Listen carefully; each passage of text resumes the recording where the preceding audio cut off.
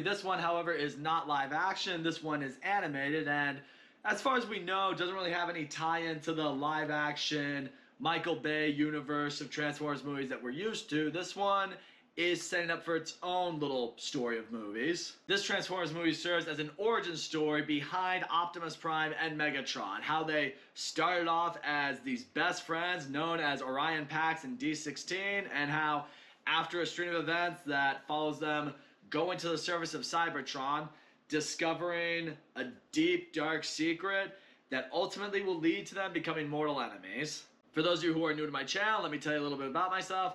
I love Transformers. I grew up with Transformers. This franchise means a lot to me.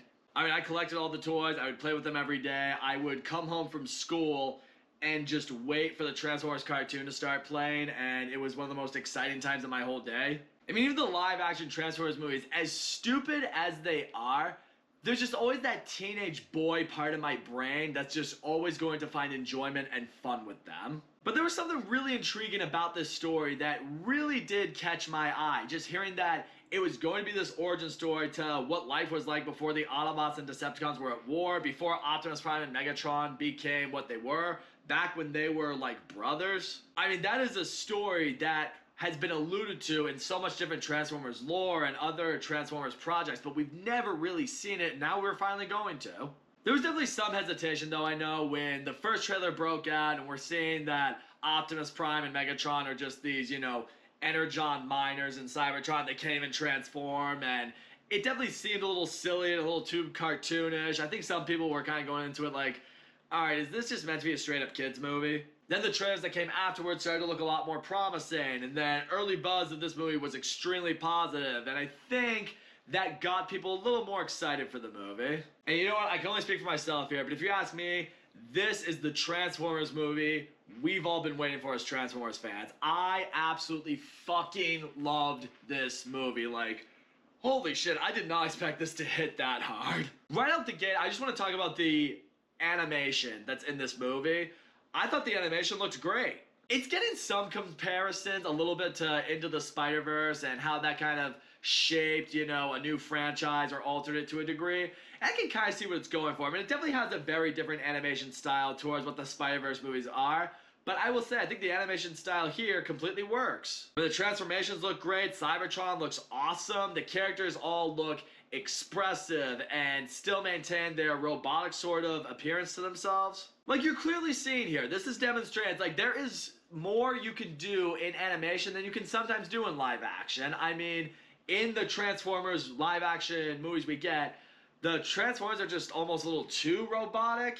Here you get just the right amount of human in them to make them more relatable. It's something that I think you could only convey in a movie that is animated. I think this movie absolutely crushed that because this movie does have a lot of emotion that needs to hit home. I'll touch more on that later. Yeah, I want to get into the voice acting. I thought the voice acting across the board was absolutely fantastic. I mean, Scarlett Johansson as Alita 1 was great. Keegan-Michael Key, though, as Bumblebee was fucking hilarious. I had some fears in the trailer from the first trailer that he would be more annoying than he would be funny, but no, he legitimately was the funniest character in the whole movie. I mean, he has this sort of naivety and this, like, little brother sort of mentality that he wants to impress the others a little bit, and it just makes for some really funny moments. I mean, there's one joke with him that you kind of think was gonna run stale, but he was able to execute it so well each time that it never really ceased to be funny, and I gotta tell you, there's one point towards the end, he hammers the joke home one more time, and I am peeing myself laughing. So yeah, there was a legitimate fear at one point or another the comedy would get stale, but the comedy never got stale. And yeah, getting right into it, Brian Tyree Henry as Megatron, or in this case D16, and Chris Hemsworth as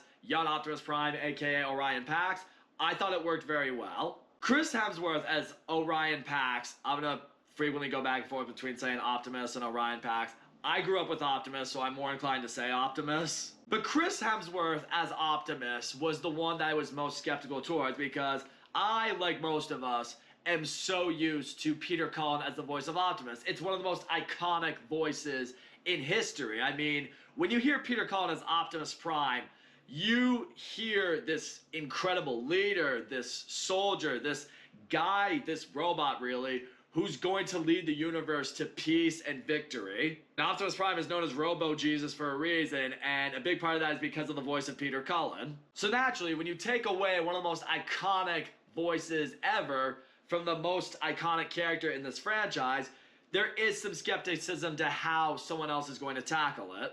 But Chris Hemsworth, I thought, did a really, really great job as this young Optimus Prime. I mean, you see, this character with lots of optimism and hope, and immediately has some sort of leadership instinct in him.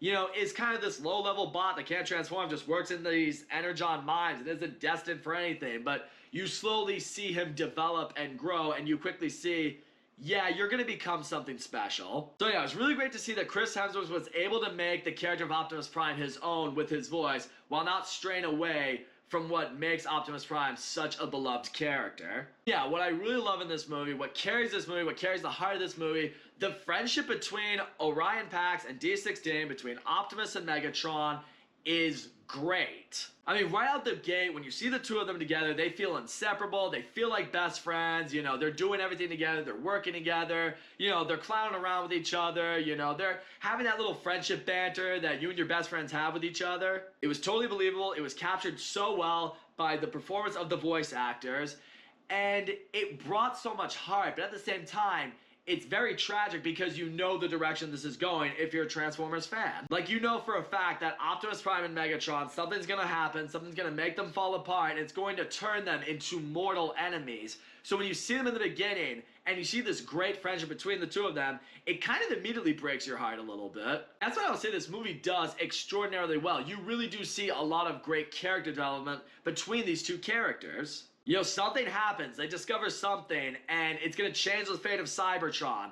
And they both want to go about it in very different ways. It almost reminded me a little bit of Captain America Civil War. You have these two characters, they both want the same thing, but both feel there's a very different way to go about it. Maybe that's a little bit extreme because no one in Civil War wanted to go to the extremes that Megatron really wants to go to here. However, the movie did very well with these two characters in showing their progression and showing more of who they are as characters as the story went along.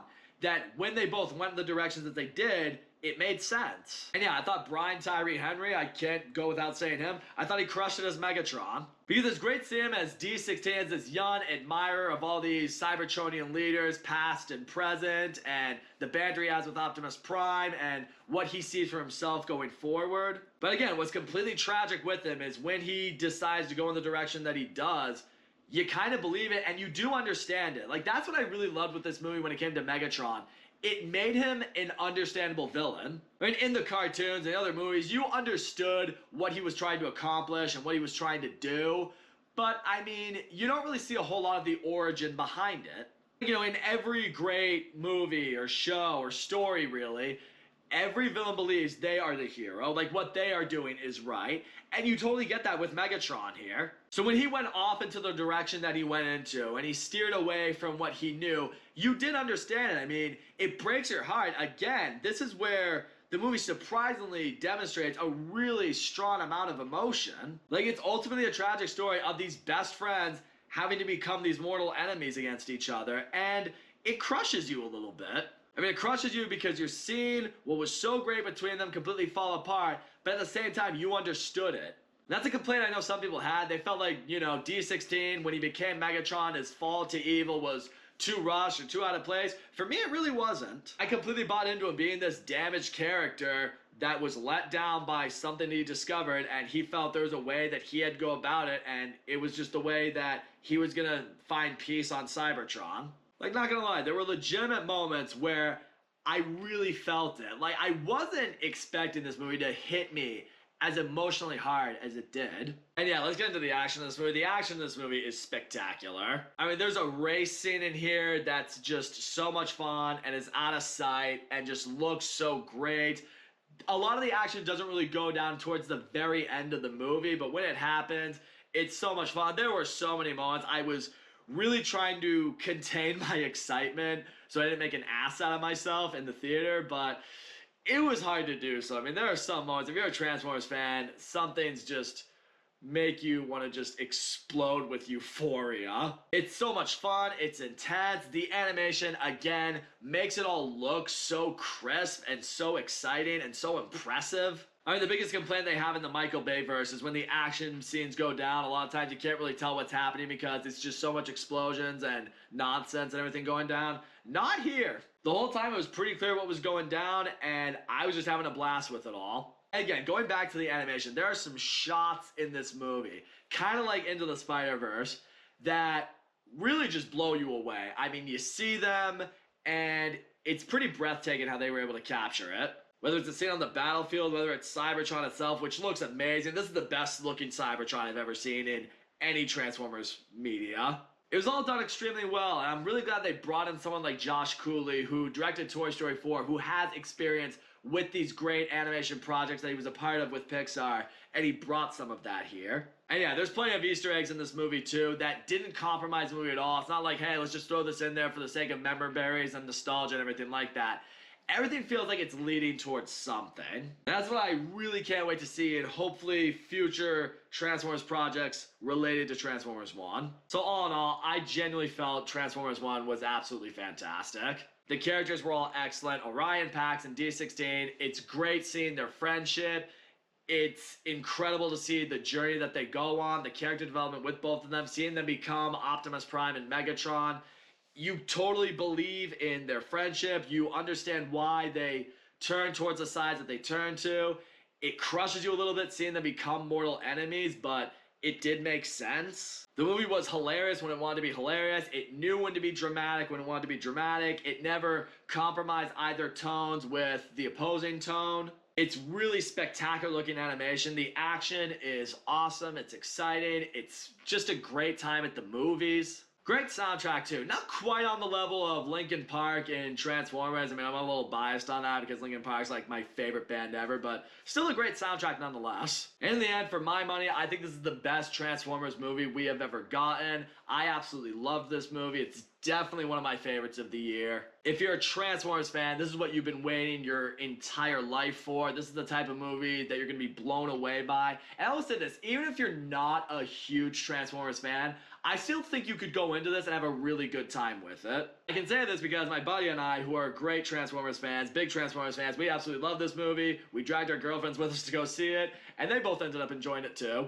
And I hope and I pray that this movie does well at the box office. I know it's kind of gotten off to a slow start, but I really hope with the positive word of mouth that's growing with it right now, that it really does well for itself, because I really want to see where else this franchise can go. So please guys, go see this movie, go check it out, give it your money, give it your support, it deserves it, trust me. So that's all I'm gonna say, guys. Thank you so much for watching my video, and as always, don't forget to comment, like, subscribe, and I'll see you all next time.